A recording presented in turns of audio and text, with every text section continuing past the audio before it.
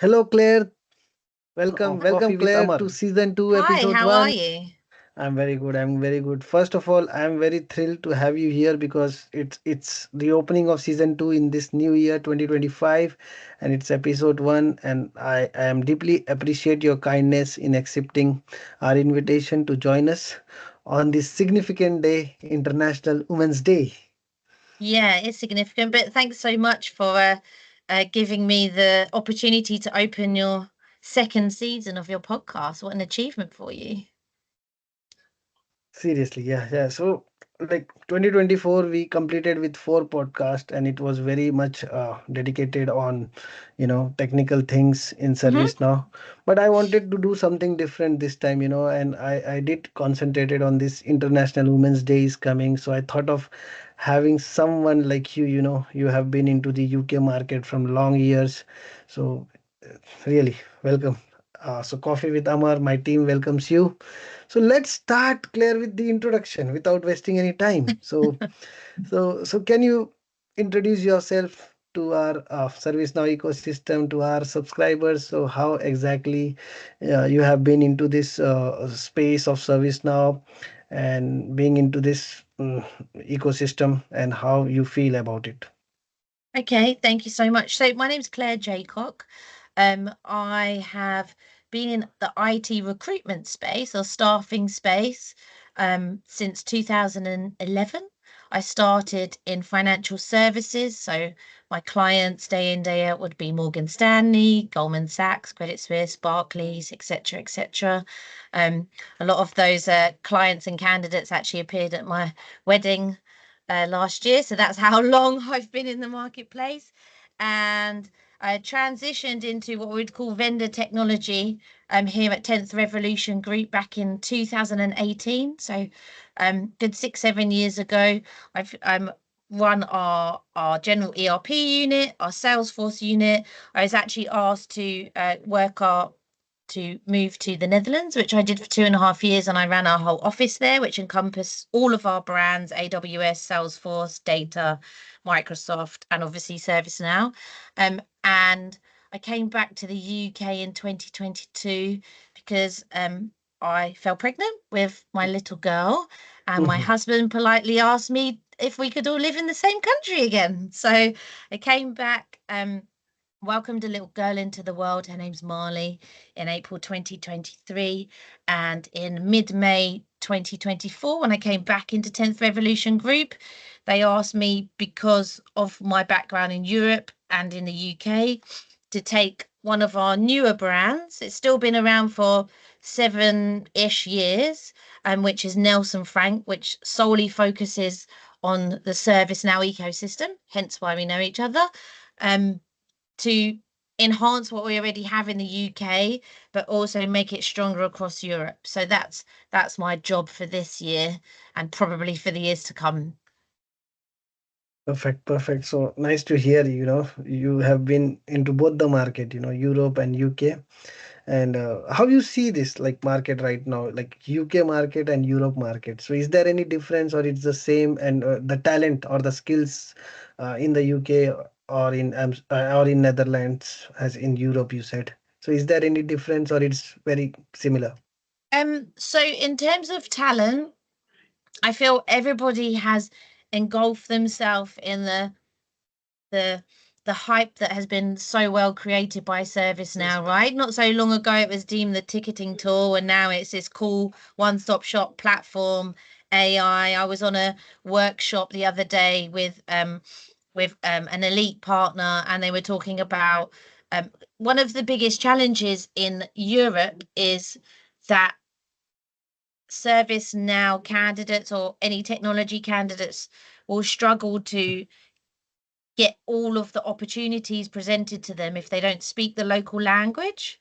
So if they Okay. don't speak French, or they don't speak German, or they don't speak Dutch, Swedish, and so on, and that that is still an issue today, particularly because um, the public sector requires it. So say if you're an elite partner and a lot of your work is public sector, like, I don't know, government led, or local Financial, councils, or yeah, yeah, financial. so that space, they will require the local language in order to give you the work, essentially. So that's the main difference between UK and Europe. But they were saying in this workshop that actually the development of ServiceNow, and you probably know this better than I, the AI that's been inbuilt Evolving. should mean that the language will become so agnostic, because the speed of translation will be so great that it won't really matter anymore. So hopefully that will be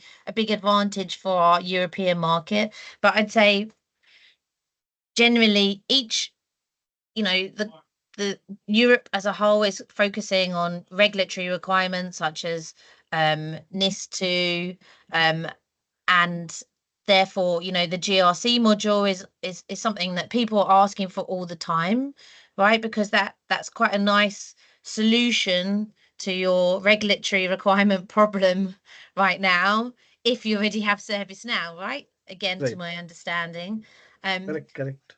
the other thing that the other point, they differ country to country, but I'd say overriding, right?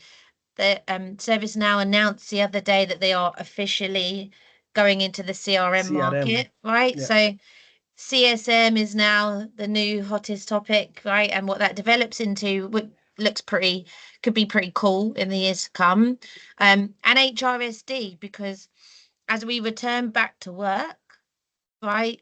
I hate to say it to you all, but there is going to be a mandate more and more to come back to work. Of Whether it's going to be 5 days a week, who really knows? But places like JP Morgan have already asked all of their staff to come back 5 days a week. In other institutions at certain levels, they have to be in 5 days a week already. There is more of a desire from a work perspective for people to come back to work, right? And also the governments are behind it because it pushes the economy. You have to think, if you come to the office, you probably buy your lunch out. That's tax paid, right? You might go to the pub after work. That's tax paid. You might get on fuels. the train home, tax Fuels. paid, Yeah. right? So it's all part of the economy, but at the same time, these institutions are saying, we can't build a great culture if you don't all feel like a team, and you don't all feel like a team because you've never met each other, right? So it's not just about we want to see what you're doing and standing over you, but that's the feedback that we're getting from clients, right? And so going back to my point about HRSD, it's being able to manage people, but from a technology perspective, right? Easier streamlining of knowing who your people are, what level they're at, what progress they need, payroll, and how it all fits together into your system, right? So that they seem to be the fundamentals. Okay. You've Yep. got cool stuff like SecOps, manufacturing world, OT module, and so on and so forth. And they differ slightly from country to country, but overriding, I would say that's what the market is asking of us right now, anyway. So really, you have covered a very good point about that regional language should be there. So in UK also, I've seen SC clearance. If you are working for this government projects, you should be SC cleared. So I think it's very similar, but we don't have any barrier of languages here in UK. So that's the best part I can say. Mm-hmm. Perfect. So let's talk about little bit about your company. Like, how long have you been with Nelson, and what, like, I have seen there are a lot of companies, staffing and recruiting. So your company is also the same, right? So how it is different from others? So what uh, makes your company as a different company from others? Okay, so I would say, there are thousands just in the UK Yeah. of IT recruiters, right? Thousands. I'm pretty sure there was a statistic about it, but it's a bit old now, so I don't want to comment on it on here. But there was a statistic that suggested that the UK has the most recruitment agencies per square mile in the world, right? Oh, So we not officially, but I'd say we probably invented recruitment to some regards, right? And therefore our market is more saturated with recruiters. And also for a tiny little island, it does have quite a lot of people in it, right? And quite a lot of specialist people that do IT. And so we're not different, we do IT recruitment. But I would say what makes us different is that we have aligned ourselves to the vendor rather than the industry. So back in 2006, 2008, we started with Microsoft, right? And we decided, everyone else was aligning themselves to financial services or pharmaceuticals or whatever, even still in IT. We said no, we're going to pick what was the hardest technology to recruit for at the time, which was Microsoft Dynamics, find everybody that used it, find every candidate that had touched Microsoft Dynamics, and start winning that business and placing those candidates. And we'd go to the client and say, hey, I know you hire thousands or hundreds of people a year, but we just want that one job that you cannot fill and you have not been able to fill for 6 months, and that is that Microsoft job right there. Okay, and what started as a bit of a crazy idea, to be honest, as then built the model for what we are now. So now we have that model for Microsoft, Salesforce, AWS.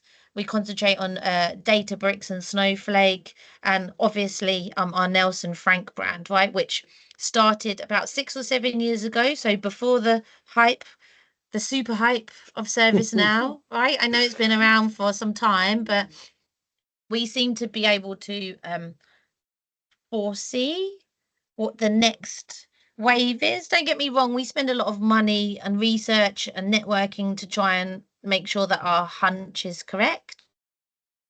We decided quite a long time ago to enter the ServiceNow market, which is why we have such a good footprint in the UK. And actually, I'll be honest, one of our top people in our whole company works in Nelson Frank, right? So it's quite a hard market. There wasn't always lots of jobs, but again, and there wasn't always lots of candidates, right? And definitely not the candidates that weren't using it as a ticketing tool at the time, but it was built. He did a really great job in building it, and we have some really great partnerships as well. The other thing that also transpired quite organically through the being aligned by the vendor is that the vendor actually knows who we are and engages with us and is friends with us, right? So Microsoft, we not to bore your listeners to death, but we have a side business, if you like, called Revelant, which is a hire, train, and deploy model, where we actually retrain experienced IT people that perhaps, I don't know, maybe they understand the software delivery life cycle, they're pretty good at understanding the jargon, stakeholder management, they're technically astute, but perhaps their technical background is the technology is old, and we say, hey, let's retrain you in Microsoft or Salesforce or whatever, and then find you a new role. So that's our other avenue. And Microsoft buy into it, Salesforce buy into it, AWS buy into that, and as a result, like, we have pretty cool relationship directly with our vendors as well. So it's quite exciting and something a little bit different in the recruitment space, I would say. It is indeed, it is like, as you said, like creating a bubble, or what you say, it was booming tool at that time. I was in service now from 2015, so my career also started in a similar manner. So we had a training, Claire, and there was a book of every technology. So we were doing studies in infrastructure management services, I and tell you.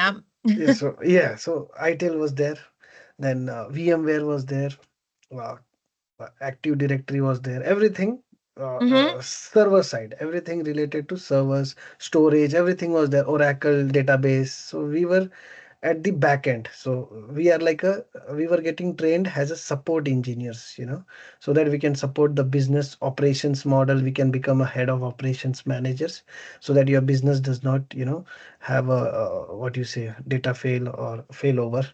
So we were the guys who were keeping the business on.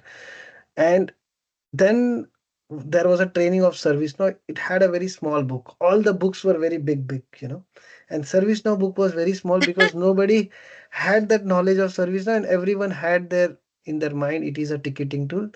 So I would name that lady that my trainer. Maybe she will see this video and she will understand I was trying to tell her. So she took this book, took that book, and she directly threw it, and she's like, "Oh, nothing. ServiceNow is a ticketing tool. It's nothing is going to happen with that tool." And when we got the project clear, and we were so much.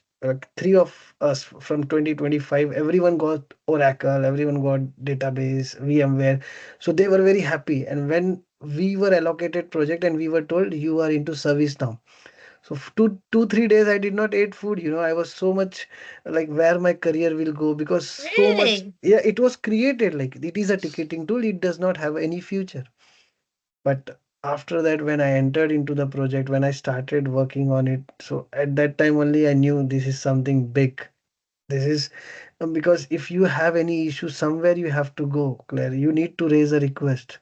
So if, let's say, people say it's a tool, so it will get, some, and right now it's a booming tool right now, but when ServiceNow is not, there's something else will come, right?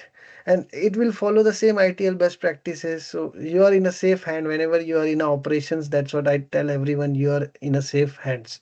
As you said about Microsoft Dynamics, that was a niche, a technology which I understood how your company is growing. You guys look into the market which is very booming or a niche, and it's very difficult to find the resources for them. So yeah, I really like this thing, because in way abroad from where I am, like India, so we don't have any institute till now of service now where someone can teach service now to anyone. So there are people who are teaching online, but there is no official institute where you can go and take classes. There are institution for other technologies like Oracle Mm-hmm. is there, VMware. You will get everything, Java, all the programming languages classes. But I think that message has not yet sent to a lot of people. When I joined in my company and my technology was ServiceNow, so my friends used to ask me, Amarjit, you are working on which technology? I used to say ServiceNow. So they used to what it is. Then it used to take half an hour to explain them. This from next time I used to tell I work on JavaScript, I work on CSS, I work on HTML. That's it. This is how. So people just understand language. They don't understand this kind of cloud based Platform. tools, Mm. platforms. Yeah, correct. Yeah, yeah. So let's switch to, like, today, as we are doing this episode and it's a International Women's Day. So what do you think, like, where the theme this year is like accelerative actions, and why is basically this International Women's Day important to you? Good question. My answer is going to be multifaceted. So I guess personally, obviously, I'm a woman. Last time I checked. um, and I have a little girl who'll be turning 2 in April. Um, and I think you have to think about women in many different ways, right? Many different guises. The first notable action from a woman to, I guess, start the journey of women's rights was not actually the suffragettes, right? The first notable journey was, I forget the lady's name, but she was the first lady of the president of the United States back in like the 1700s. Mhm. And she basically, in those days, it was kind of a seen but not heard scenario, even if you were the first lady of the United Yes. States. Um, and she wrote a letter that basically, um, it was basically don't forget about the ladies, don't forget about the women, and it basically was articulating, like perhaps the support that we give and so on in those time frames, right? Because you have to remember there was probably no pioneering woman in those days, right? So that's how long ago it started. And yes, obviously um you had lots of figures in between, including the suffragettes and there's women's rights movements and so on, but yet we still don't have gender parity. Right, there's still a way to go with gender parity. And you also have to remember that I'm living in like a first world country, right? We don't Mm. have the same problems as perhaps I don't know, the women in Kenya or like in India where my mum is from, Mhm. right? Or you know, in different elements, right? And for Elements. different reasons, but still the theme is the same, gender parity. I'm in London, gifted with working at a place that I enjoy, doing a job that I enjoy. The president of our whole global business is a woman, and yet in this country, we still have issues with women being made redundant when they're on maternity leave and differences in pay because the woman can't be in the office every day because she has to pick the child up from school or, you know, it goes on and on and on. So remove just those, I guess, first world problems from that, which is a problem in itself. Think about the little girl in the streets of like India, right? I take that as an example because I've been there multiple times, right? And Yeah, so have you, you know, and you know as well as I do, right? As much as I love that country, you're either super rich or you're super poor, right? You know, there's a vague in between. And that little girl, what is happening to that little girl? Is she being educated? Because when she lives on the street, who's looking after that little girl that's got orphan that's living on the street? Is she does she get to go to school? Does she understand um does she understand like what happens to her body when she's older? Who's educating her? Who's looking after her? Again, you know, there's so many different things that we still need to do to get gender parity. It's not always about money, to be honest, right? correct. And I need to be clear about it. There's people, there's men that are helping this, right? It's not just a woman versus man scenario, right? Obviously, it's our problem to fix, so we're leading the way and doing doing what we can. But there are some really cool like male advocates out there that are saying, you know what, actually makes sense. Makes sense to have women at the top of the table, right? You know, maybe because they're more organized, maybe because they're more opinionated, maybe because they give a different perspective on a situation, right? Maybe because their approach is calmer, maybe because their approach is more, you know, do you know what I mean? Yeah, Right? yeah, And that goes the same for diversity in all facets, right? And there are men in the world that are what we call like allies, right? That are going to battle on our behalf, right? So that's why I think it's pretty important. And you know, on a personal level, I have a 2-year-old daughter, right? I don't want her to grow up being worried about her life choices or thinking that she's going to get paid any less or she she doesn't feel safe in a work environment or you know she can't have a child because she might lose her job and they're all real things that still happen right in Europe and the UK, not everywhere and not as much, but the reason they don't happen as much is because of things like International Women's Day, right? yeah. And that's why it's so important. It's not to bang the gong and like bash men over the head for all the bad things that they've ever done. It's just about moving the dial slightly, right? Which is how racism is not perfect, but it's better than it was, right? Gender parity is not perfect, but it's better than it was because all these small measurements that everyone's doing to add value, right? And it can be events like International Women's Day. It could be this conversation, right? It could be that you decide to donate to a women's charity on International Women's Day, right? That it doesn't even have to be money. Um there's some really nice charities that are set up for women's refuge, right? Where um, I actually it's on my list of things to do when I now I've come back to England. But there's a cool charity, I forget the name of it, where I used to donate like my work clothes so that women that went into refuge, when they got themselves back on their feet, they had like interview outfits so that they could go back out into the workplace. Right. So there's so much going on that helps towards that cause, right? And it doesn't matter how big or how little it is, or whether you're a guy or a girl, it's just about moving it slightly forward so that life's just a bit more equal for everybody, Mm. where possible, right? You have covered multiple points on this. So just to add one more, like Hmm. you're what I can see is like as a woman, you guys like a lot of things are there to basically to see, but we men, like, we overlook this. As being a man, I am telling this.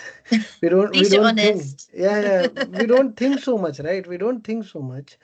But I have also seen, working into this corporate world from long 10 years, if someone, let's say my manager, or someone's manager is there, man's manager is a woman.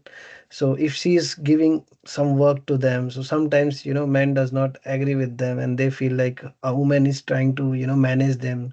They will not be able to complete the project on time. So there are such kind of, thinking people also in the space, I can say. So I've seen this thing. Have you noticed like this, being like, in this industry, in the IT industry? Um, I mean, I've been in it for quite a while, and it's different now to when I first started. I would say the culture of IT has changed. Strange, yeah. You know, when I first started doing IT recruitment, I was only girl on the sales floor, and then I'm probably the only girl that I'd see all day when I'd meet candidates and clients, to be honest. And whenever, and going back to my point about some of my clients being at my wedding last year, Yeah. most of them were female, like the female clients that I had, because there wasn't many in those days, and we all kind of stuck together, right? So Yeah. so like a side story for you, I don't know how much time you've got. Um, so in those days when I used to do investment banking, before women in IT was a thing, Mm. I I noticed in IT and in the corporate world, you need to be good at your job to get your next job. But on top Correct. of that, especially in financial services at that time, you needed to network to get to your next job, right? And so a lot, and then if you're doing recruitment, you have to be good at your job, but you also have to network to win more business all the time, right? So a lot of the time you're out in the city or Canary Wharf meeting candidates and clients, often guys, right? Or you might be like go to events or so on and so forth. And I could see that certain women who were so sensational at their jobs, right? So sensational at their jobs, were not necessarily getting the next step up. And that was basically because they just weren't confident in the networking piece. They Mm. didn't want to stand in a bar at 7 p.m. surrounded by 6 foot men talking about like rugby and football. Like they had nothing in common, right? And Common, yeah. that's not the guys, that's not the guy's fault, that's not her fault, it's just how it is. But because they were the decision makers, kind of, I noticed that they were getting ostracized, not intentionally, but because they had no connection, right, to the people that were hiring. Does that make sense? So long story short, a long time ago, and I worked for a tiny agency that unfortunately doesn't exist anymore. But Mm. uh, they all retired and took their millions, I believe. Um, I went to my boss and I said, "Look, give me like £250, I think it was, and I will just ask can female candidates and female clients to meet me in a bar, right, once a quarter, okay? And oh no, it was a month, once every other month, right? I'm not going to advertise it anywhere. We're too much small of an agency. Just all the candidates that I know that are female, all the clients that I know, and then like if they want to bring a plus one that's a woman, cool. So the first one was like 10 people, and it grew organically. You have to remember there was no like Instagram or Facebook, like LinkedIn had just started, didn't and so this was just word of mouth. And my boss at the time, again, not his fault, but he said to me, "What's the point?" And I said, "I'm telling you that there's some cool women out there that are not given the same opportunities. And equally, there's some cool women hiring managers that just don't get introduced to any girls, or not enough. There's not enough cool candidates and cool clients meeting each other because they don't want to stand in a bar with you lot. So let me take them out. If they meet each other and they like each other, excellent. Otherwise, they just make friends, right? And that's also fine. And basically, I made a fee. I did it every other month, and I spent £250. £250, right? And I made a fee every time, right? And so my boss was happy, my clients were happy, my candidates were happy because nothing, there was nothing like it, like literally nothing like it. And it wasn't advertised, it wasn't this is what I do, etc., etc. But I made a lot of lifelong friends out of that, Yeah, right? yeah, That quite high up, the MD levels in their respective roles. But at the same time, that's just one of the tiny things that, as you said, a male might not see or see, understand, right? And again, it's not their fault, right? We are different. yes, um, it's not their fault, but it's just the tiny little details can be the difference between you correct. finding that extra person. Do you see what I mean? Yeah, yeah, Um, yeah. and so that's why those things are quite important, right? And that's why people have to remember that anything that they can do to turn the dial is quite helpful in that regard. Thank you for sharing that, and you have taken such a great initiative, bringing all the women's, in one pub. I should And start it up again. for Amar's men, all listeners, for if you want me to start it up again, then let me yeah, know. yeah. Guys, I had an offer once where I was hosting this event in Canary Wharf at the time, and there was some traders that worked in the same bank as where a lot of my clients were from. And obviously over time you end up knowing everybody, and they said, Claire, can we come next time? And I said, only if you're a female. So they don't talk about wearing a dress and coming to the events, which they're more than welcome to do. I have no problem with that whatsoever. But the whole point is to create a safe space for females to network, right? I would happily do the same for men, but unless men tell me different, they feel safe networking.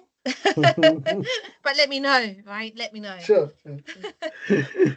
So my next thing is, how do you accelerate action at your company, Nelson Frank or 10th Revolution? Mhm. So how So it from goes?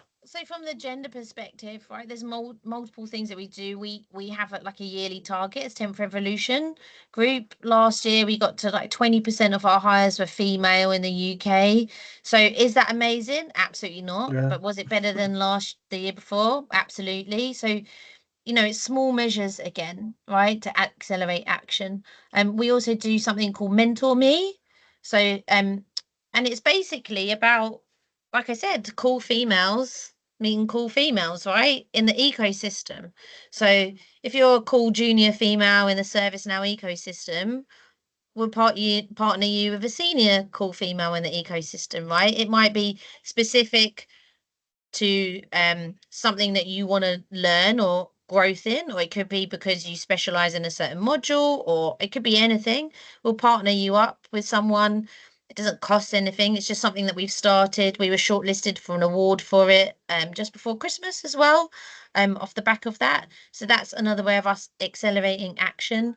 What other things do we do? Oh, we support a school called St Martin's. Now it's a Mhm. mixed school and it's in Nairobi in Kenya, and we've supported it for years and years and years and years. And actually, the Digital Revolution Awards, which I know you're shortlisted for the ServiceNow Award. Well done, Amar. Well done. Thank you, thank Um, you. Thanks to the you. You nominated me. um, it's because it's a not-for-profit event, one of the charities is also for St Martin's. So give you context on St Martin's, it's a school that we've probably supported for, I don't know, maybe like since 2018, 2019. Um, and we support it obviously with charity, like with money fundraising when we have Mm. sales days, and the proceeds of the Digital Revolution Awards, that money goes there. But also we we go to visit the school. We do some cool things. We try and do some something outside Activities. of Yeah. yeah, some activities, right? Activities. and Yeah. and one yeah and one of them is with the female teenagers and getting them ready to go to work, right? Because unfortunately a lot of them are perhaps orphaned, or they just don't come from a place where they have like a female figure that's gone out into the workplace, right? And it's about teaching them what to expect, how to present yourself, how to articulate yourself, don't sell yourself short, that kind of thing. So we do those kind of workshops, right? And then with the younger girls as well, you know, there's a period of change, as everyone knows, that happens to girls at a certain age, right? And Yeah, again, they unfortunately don't have the support network in every aspect, right? And we walk them through like the physical changes and what to expect and how to deal with it, and and how to deal with the right, right. repercussions Yeah, of what people or men might say, and right? Because right. yeah, it's very different to the UK, and I can and and that's understand. yeah, and that's how we Yeah. accelerate action, I guess, outside of the workplace, right? Because I also think that's pretty important. And what else are we doing? I think it's, and then internally, we have a woman's, like, a forum internally, right, where we just discuss if there's anything that we can do to improve the culture, um or anything that we should be doing that's a bit different. Because you have to understand, I'm 41, so perhaps a 21-year-old trainee consultant wants something different to what I want, right? Or what's important to me. Do you see what I mean? So we have to have some very real conversations where I actually realise my age group these days. Um, and yeah, we'll have a sales day that's based around International Women's Day as well. We had that yesterday. Um, so we're not perfect. We're just trying to Right. do the right things incrementally, right? So by having a target to move the dial of female hires, right? That's something in itself. By supporting charities, that's something by itself. By having a mentor program, that's something by itself, right? Yeah. And off the back of that, we do get clients coming to us when they are struggling with female or diversity specific hires, because we put so much time and effort into these initiatives, it has organically snowballed into a scenario where we have like a female database for each technology, Mm, right? mm. And therefore, when clients are itching to have a senior female, or just any female, to be honest, right? Especially, as well as I do, how many ServiceNow developers that do you know in the ecosystem? My boss, she's Yeah, that's it, extraordinary. right? She's That an expert, but I never thought about like this, Claire. The way, like, I did not knew like this. I never uh, did this, gender thing. I always look at the position, and I always respect that position. And most of them do, but so society cannot be, always, proportionate. So Yeah, yeah, 100%. And things have moved on, right? Following on from those drinks I used to hold, now there's women's initiatives everywhere, yeah, right? But if there weren't women starting their own little thing at the like me, then big initiatives like women in technology and gender parity and international women, like, these things couldn't happen or happened. continue, right? so Yeah, yeah. so and now we don't have to. I'm not saying that women don't still feel uh what's the word, a bit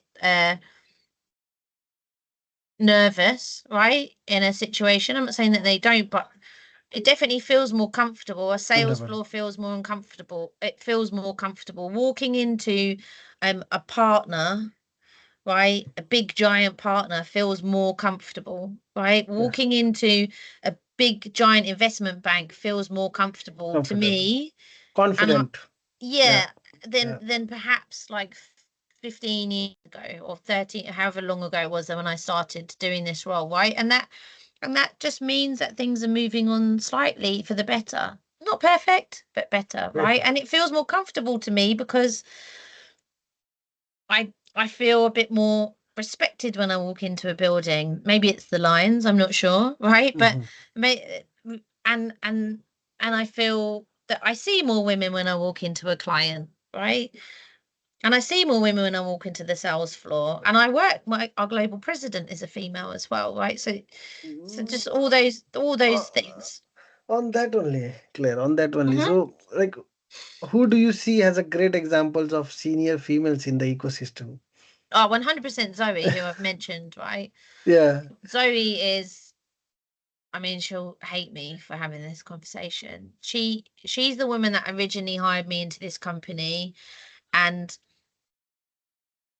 our business was 3 men in a basement. Then it was 300 people, and then it was 600 people.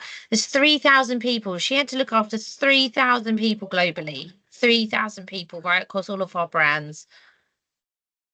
And yet, if I said, "Have you got 5 minutes, Zoe?" She'd be like, "Yeah." Yeah.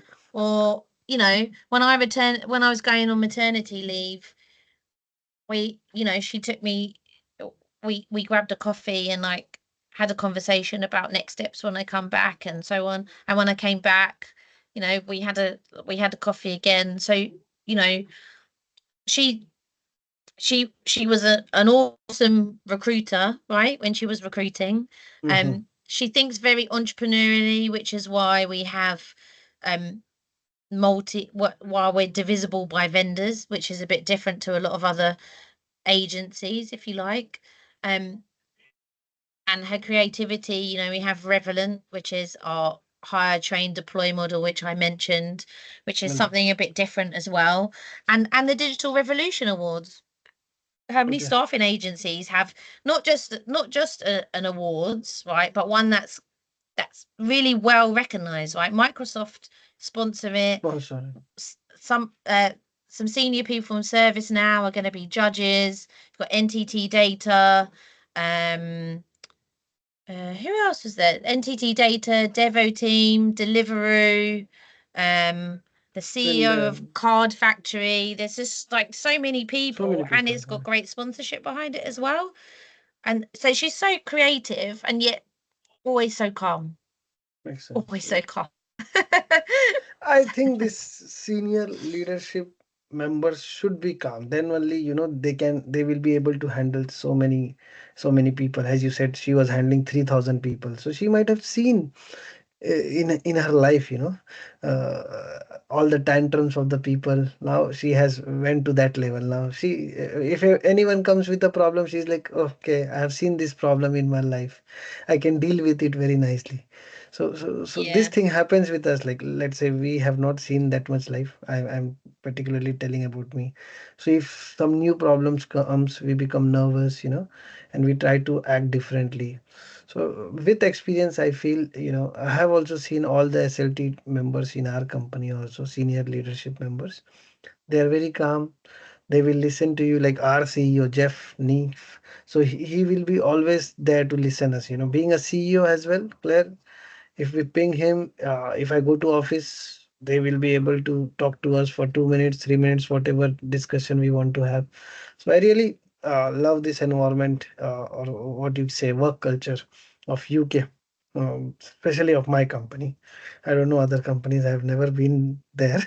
I have been into this company only from the time I have come to UK, so not got an experience of other companies. It sounds like a great place to work as well, from what you've said anyway. So, Yes, yes. so, so I want to say that you're fortunate, but hopefully there's lots of great places to work, right? Yeah, yeah. So let's. I had this section, mentorship and growth. So, Hmm. who has been your significant mentor in your career, and what impact they had in your career, basically, and how do you approach mentoring others also now in the ecosystem? So that's a lot of questions. I'll try and break it down for you. Yeah, yeah.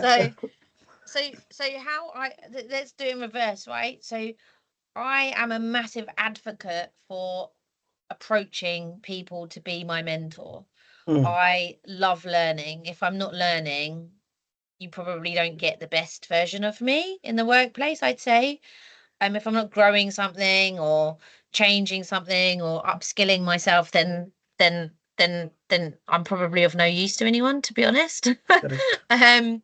And this is another topic, right? That is a bit of a problem because people seem to be worried about asking what I think is a basic question. So some scenarios in my life, I moved from um estate agency or real estate, right, Mm. into recruitment. Okay. I always have a hunch about what I think is right, try and back it up with some data, but I can always do with someone in the ecosystem or in the world that I'm trying to transition to, just telling me that I'm doing the right thing for whatever reason, right? And upskilling myself. So you just go and ask the question. There's quite a senior person, right, that works in a very, very, very big partner these Mm-hmm. days. But years ago, when I first started here, I ran our general ERP team for like 10 months. And he worked at a different client. So it's not even a female, right? It's a guy. And he worked at a client of ours. Um, and we built up a great relationship, and he trusted me to hire all of his people at the time. Um, and the business one Friday pulled me into a room and said, "Look, you've done a great job with the ERP team. Can you please do this all again, but with our Salesforce unit?" Oh, wow. So, and I'd been here like 10 months, right? And because I came from a banking world, I wouldn't say that I was an expert in SAP or Salesforce or any of those things. So again, I had a hunch that Salesforce was a pretty cool place to go. Um, in a it's an older brand for us, right? So it's a bigger team and a bigger unit. The guy that founded our Salesforce brand, Andy Mason, is still in the business and still his baby, right? So he drags me in a room and Right. says, "I need you to run it at Mason Frank." And I'm saying, I looked at him and he said, "Why are you not saying yes?" And I said, "Oh, because it looks really scary." Typical girl answer. And so I basically said, I went to the client and I said, "Client, I know you might potentially lose me after we've just built a relationship and I've hired all these people for you that you like, but what do you think about me going to Salesforce?" And he said, "Do it." Right. So like mentorship doesn't always have to be like this elongated process where it goes on and on and on for years and years and years. It can just be you're just seeking an answer to a question, right? And that was one of the best moves I made. And then that led me to running Benelux. And then now I'm here with you, right? Talking about ServiceNow. Um, and then outside of that, you obviously have female mentors. I've got friends who are MDs in banks, right? And they became mums before I did. And I'm like, oh, how do I do that? Help me, mentor me, and other females in the IT space, let's say, where I go to them and ask about how I get to my next step, right? How do I accelerate my learning?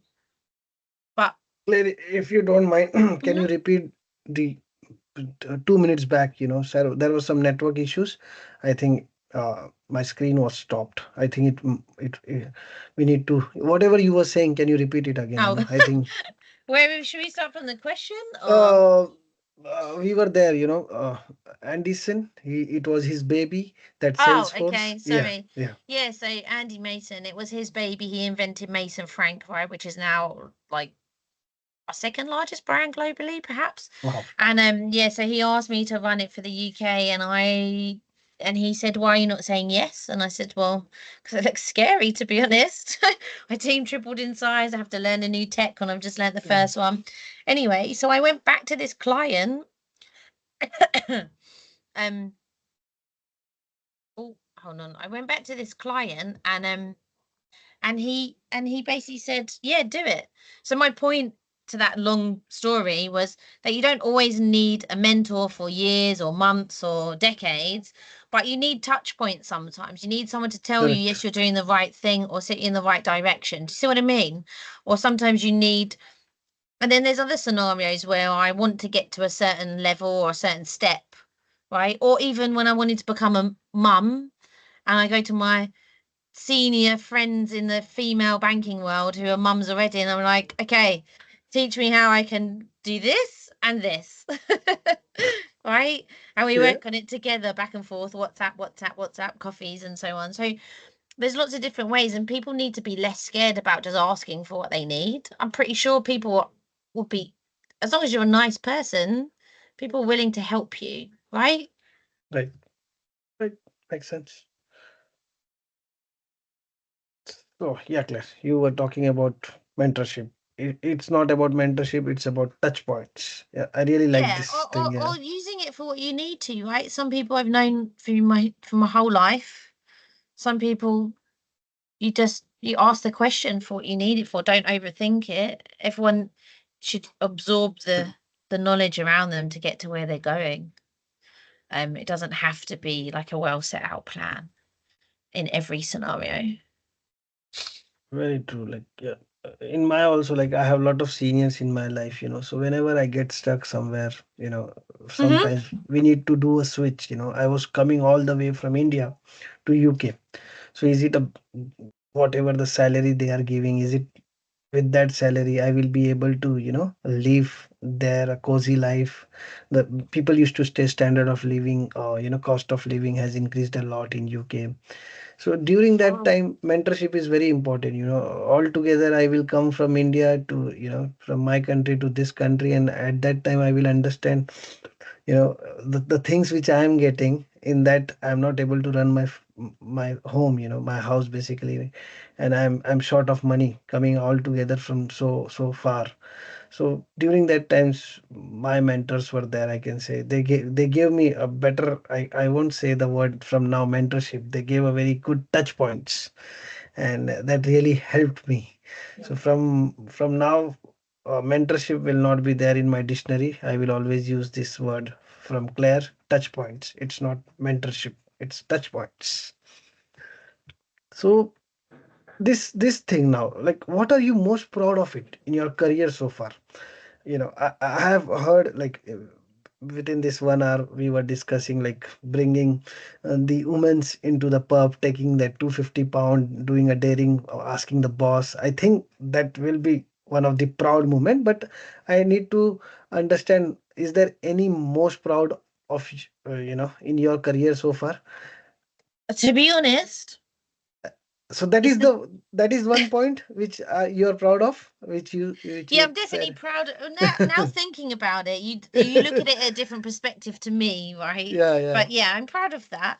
Um, I am, to be honest, I'm proud of some of the achievements of the people that I've worked with, or the people that have worked for me, or the people that I've worked for.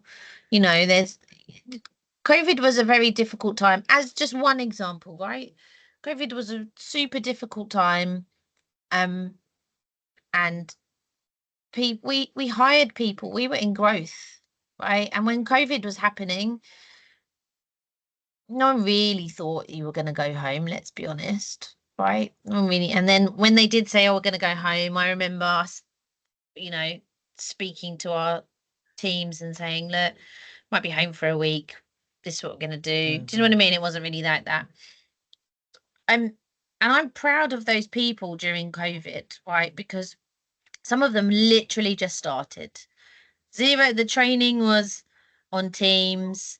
The sourcing was, I'm on the phone at home, they're on the phone. I'm guiding them through best practices and so on. And and that's just incredible, right? When you talk about resilience of people, that's what I'm talking about. Because to be honest, I mean, recruitment's hard, sales is hard, right? It is. And and to learn in that environment is just sensational. And during that year, I started the year running the Salesforce team, and by the end of the year I was living in the Netherlands. And the Netherlands lockdown scenario was a bit different to the UK for lots of reasons, but it went on a lot longer than it did in the UK, right? And because of COVID, they didn't have a leader for a little while. And whilst when I walked into that office, you know, there was obviously it was empty and a bit of a mess, to be honest, right? Um, but I met trainees that had learnt from their laptops in their bedrooms how to recruit, and I remember there was these two guys, Max and George, and one of them was a recruitment consultant and one of them was a trainee, right? So trainee is like entry level, recruitment is one up from that. Yeah. And they were barely doing a deal between them a month, right? Because it was COVID, but also they were pretty new and for lots of reasons they didn't have a leader and so on, right? And it's not to say that I wasn't proud of lots of others, but those two worked long hours with me, whether it was over Teams or when we were in the office. Um, and 2 years later, they built up a team of 10. They went from barely doing a deal between them, not really understanding the market because they'd just moved over to the Netherlands, one from France, one from the UK. And when I left, they had like a really cool team of 10 with a really cool team culture, right? Going back to the point about being in the office, I'm not saying it was the be all and end all, but for them, they built a really nice culture because they were all together all the time. They worked together, they went and played paddle together, they went to the gym together, they Wow. cycled home together, all the nice cultural things that built the team that was solid.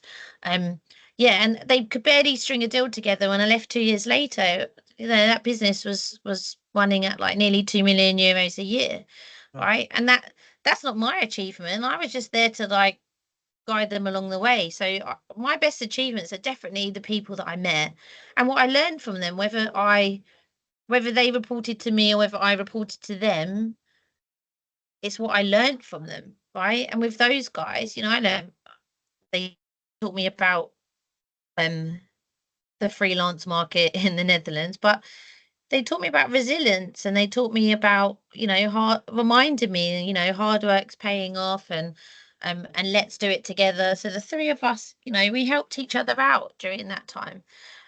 There's so many examples of that, right? There's some um going back to my older times when there were less females on the sales floor, perhaps. Yeah. Yeah. Um, and there was a girl and she came from quite a tough background and she fast forward to now, she's a very senior person in Google, Wow. right? And she came from such a tough background that actually it's her birthday today. So happy birthday, Charlotte. Um she her her parents were nearly homeless, right? And she was 19 years old and she was trying to figure out a way of um keeping them off the street whilst being 19 years old. And she worked really, really hard when she worked with us, right? And now Wow. she's a very senior member of Google. And again, I'm proud to know that person. I'm proud that she's my friend. I'm proud that I sat next to her on the sales floor. Do you know what I mean? They're Yeah. the best achievements in my opinion. Really. Really. This is inspiring. Thanks, Claire. Thanks for sharing this. And the last question, I think we are running out of time. You're busy, I'm very busy. So, what advice would you give to your, younger self starting out in this industry? Or I can see you have handled a lot of industry, real estates, technical recruiters. So, what do you say to a newbies guys, when they are starting their career, let's say they have just graduated or they have just started a career path in their life. So what is the main thing? Leave about hard working. Okay, everyone says about this hard working. Something else, something which can help them a lot and which has helped you, or has you discussed about this guiding this new member. So what was the main thing you saw in them, like, and they became a successful person right now?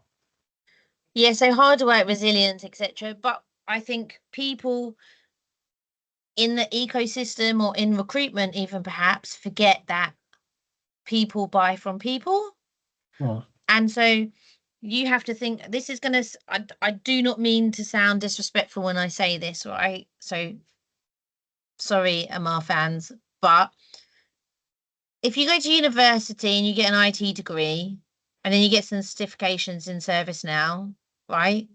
Cool. So have lots of other people. Okay.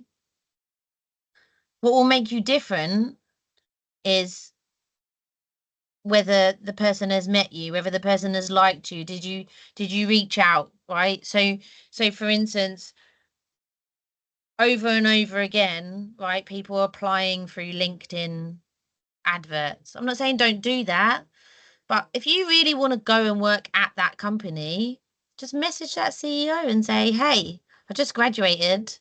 Can I have can I have 5 minutes of your time? This is my CV. Can I have 5 minutes of your time?" Right? And then tell them about yourself, and your personality will overshadow another 20 CVs of university graduates that might have done some certifications when they were at home. Do you see what I mean? Yeah, yeah, Um, and then, there's meetups. You run a really cool meetup, right? yeah. I'm You should wearing the be, t-shirt as well. Yeah, no yes, you problem are, with that. right? So if you're a uni graduate and you're a developer, why are you not at a Mars meetup? Why are you not meeting other ServiceNow professionals that can give you guidance in the best sets to go for, or the best extra reading, or perhaps introduce you to their bosses? Why are you not doing that, right? Why? It goes back to fundamentals. People buy people, right? Right. Yes, you have to have the technical know-how and so on. I'm not negating it, but if people don't meet you, then you're no different to the other CVs that look exactly the same. If you don't message people, you look exactly the same, right? Um, that would be my advice, right, to people starting out in any industry, whether you're starting out in recruitment, IT, pharmaceuticals. I would say that's a fundamental difference because people don't want to communicate one on one anymore. Just to add, Claire, here, I did like this, as you're saying. So once I messaged a director, or you can say a senior director. Hmm. So he was like he had his own service now practice, and he told me, this is the email ID. He works for me. He has one more practice. Amarjit, just send your CV to him. You will be referred. Don't worry about it. And like within 1 hour, I got a call from that company directly. Amarjit, you have been referred with a very senior person. How you know? First of all, tell us. Then he was referring to that person who referred my CV. They did not knew that HR was not knowing I was got referred by senior director.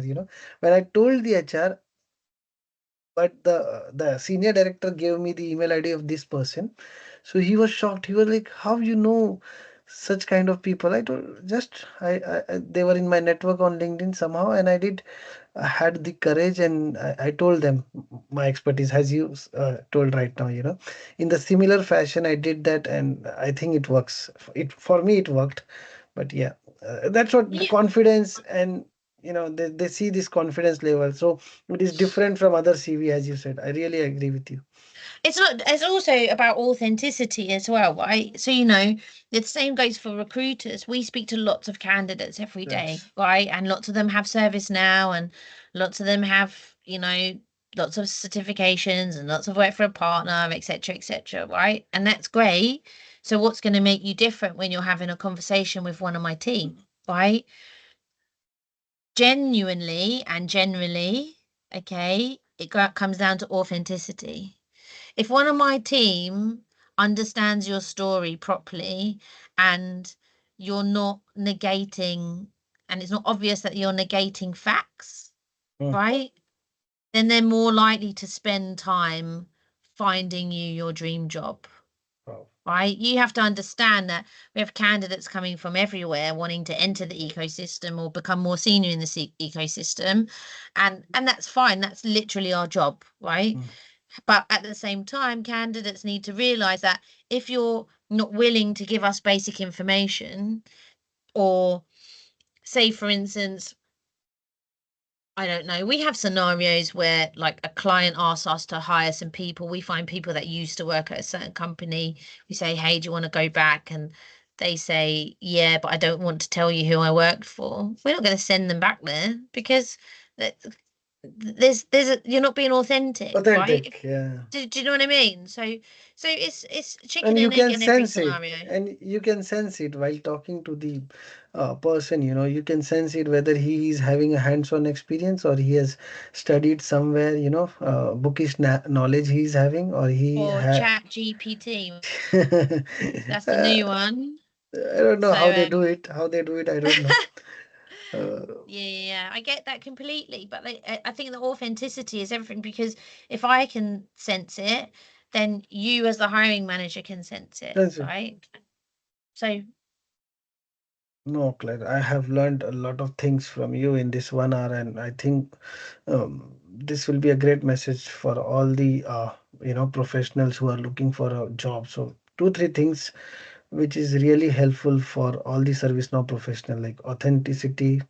Um, the mentorship word is pointers, and as you said, you can directly message to someone at a higher position and show your authenticity to them, and there are high chances your CV will be seen by the recruiter.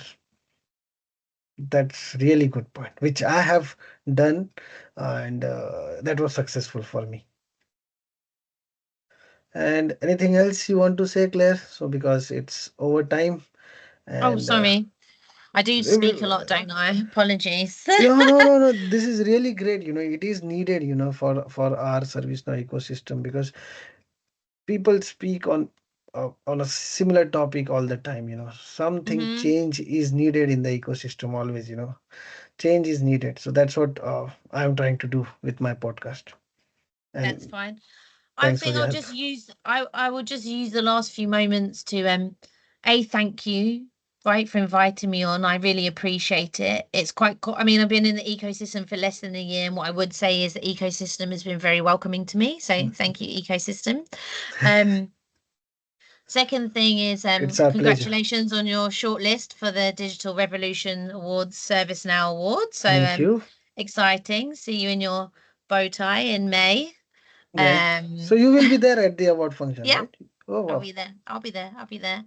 Um, Third thing is just, I guess, some takeaways, I guess, on us. So yeah, I look after Nelson Frank across the UK and Europe. So anything ServiceNow related, feel free to reach out to me. From a client perspective, I know that the tables have turned at the beginning of 2025, which is awesome, right? It feels like everyone's coming out to play, but Hmm. there is still, the economy hasn't changed that much, and I know that there are some financial constraints. We actually Correct. have devised a few different solutions that may help you. So if you wanted to reach out with regard to that, and yeah, if you're a female in or outside the ecosystem and you want to talk about Mentor Me or St. Martin's, or you just want to have a conversation, or actually we do have some round tables that we hold virtual. Completely forgot about those. Women in IT or HR discussions, round tables where we send you afternoon tea to your house Wow. on the day of the discussion, and once a month they have like a roundtable discussion. Everyone enjoys their afternoon tea at their house. It's virtual. So So if you want to is be there any involved, link? Is there any link to register? You can yeah, provide so me. I send them I to can. you. Yeah, I can add it in my description of the video Hmm. when yeah. Yeah, I'll send you all the links to everything. And if anyone wants to reach out about absolutely anything, even if it's just for guidance or to tell me that I spoke too much in the podcast, then let me know.